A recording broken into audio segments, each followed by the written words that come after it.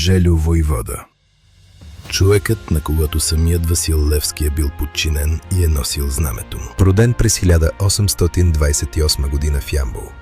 Син на обикновено българско семейство. През 1858 година става хайдутин в четата на Димитър Калъчлията, а през 1867 година става помощник войвода на Панайот Хитов. Знаменосец на същата чета е младият Васил Левски. Желю войвода организира доброволци от България, Сърбия, Румъния и Русия за борбата срещу Османската империя. По време на освободителната война създава собствена доброволческа чета от около 300 души. По-късно тя се присъединява към голям доброволчески отряд под командването на Панайот Хитов. След освобождението се завръща в Маломир, където прекарва последните години от живота си.